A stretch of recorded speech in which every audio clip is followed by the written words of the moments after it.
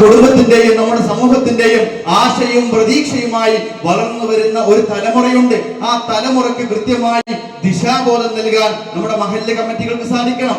നമ്മൾ ആ മേഖലയിൽ നമ്മൾ ഇടപെടാതെ പോയാൽ നമ്മളേറെ പ്രതീക്ഷയോടുകൂടി കാണുന്ന ഈ ഒരു തലമുറ നമ്മിൽ നിന്നും അകന്നു പോകും.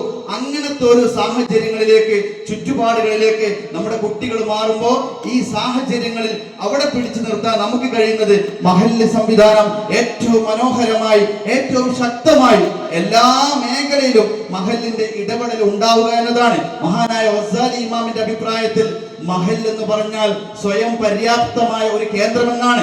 അവിടെ ഡോക്ടർമാരുണ്ടാവണം, അവിടെ അഡ്വക്കേറ്റുമാരുണ്ടാവണം, അവിടെ നിയമ വിദഗ്ധരുണ്ടാവണം, അവിടെ സാമൂഹ്യ മേഖലയിൽ ഇടപെടാൻ കഴിവുള്ള ആളുകൾ ഉണ്ടാവണം. എല്ലാ മേഖലയിലും ആളുകളെ വളർത്തിക്കൊണ്ടുവരാൻ കഴിയുന്ന ഒരു സംവിധാനമായി മഹല്ല് മാറുമ്പോൾ മാത്രമാണ് ആ മഹല്ല് മാതൃകാ മഹല്ല് എന്ന രീതിയിലേക്ക് വളരുക. മഹല്ലിന്റെ സെക്രട്ടറി അഭിമാനത്തോടു കൂടി പറഞ്ഞു, എന്റെ മഹല്ലിൽ 60 സർക്കാർ ഉദ്യോഗസ്ഥന്മാർ എന്റെ മഹല്ലിലുണ്ടെന്ന്. കൊടുവള്ളിക്കടുത്തുള്ള ഒരു മഹല്ലിന്റെ സെക്രട്ടറി പറയുകയാണ്, എന്റെ മഹല്ലിൽ 60 സർക്കാർ ഉദ്യോഗസ്ഥർ ഇന്ന് നിലവിലുണ്ട് എന്ന്. നമ്മളൊന്ന് ചിന്തിച്ചു നോക്കൂ. അങ്ങനെ ഒരു അവസ്ഥയിലേക്ക്, ഒരു ചുറ്റുപാടിലേക്ക് വളരെ കൃത്യമായ വിഷനോടുകൂടി, കൃത്യമായ ഒരു പ്ലാനിങ്ങോടുകൂടി നമ്മുടെ മഹല്ലിന്റെ സംവിധാനത്തെ നമുക്ക് മുന്നോട്ട് കൊണ്ടുപോകാൻ സാധിച്ചാൽ നല്ല ഒരു തലമുറയെ നമുക്ക് വാർത്തെടുക്കാൻ കഴിയും. ഏറ്റവും മനോഹരമായ ഒരു സംവിധാനമാണ് മഹല്ല് സംവിധാനം.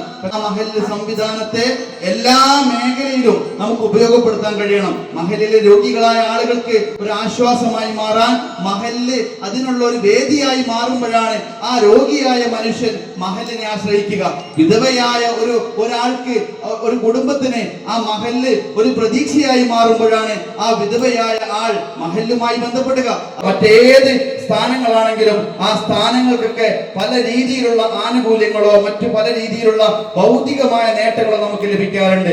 എന്നാൽ പരിശുദ്ധ ദീനിന്റെ സ്ഥാനങ്ങൾ എന്ന് പറഞ്ഞാൽ ഭൗതികമായ ഒരു നേട്ടത്തിന് വേണ്ടിയുമല്ല.